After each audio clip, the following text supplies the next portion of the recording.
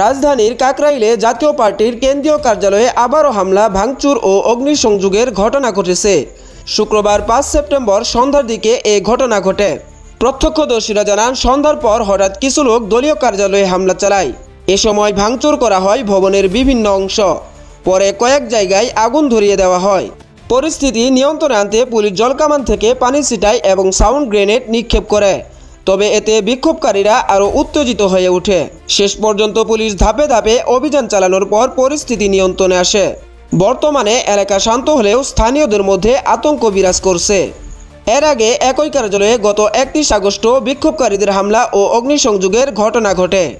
তখনও পুলিশ লাঠিচার্জ ও জলকামান ব্যবহার করে পরিস্থিতি নিয়ন্ত্রণে আনে। আজকের ঘটনাটি ঘটে শাহবাগে গণ অধিকারের সংহতি সমাবেশ শেষে। সমাবেশে স্বরাষ্ট্র উপদেষ্টার পদত্যাগ সহ 3 দফা দাবি জানানো হয়। এরপর সমাবেশ থেকে পল্টনের দিকে ফেরার সময় এই হামলার ঘটনা ঘটে। এক সপ্তাহের ব্যবধানে একই কার্যালয়ে 2 দফা হামলা ও অগ্নিসংযোগের চরম অস্থিরতা বিরাজ করছে কাকরাইল এলাকায়। পুলিশ জানিয়েছে পরিস্থিতি এখন নিয়ন্ত্রণে রয়েছে, তবে টানটান উত্তেজনা এখনও অব্যাহত। Desk, BDC news.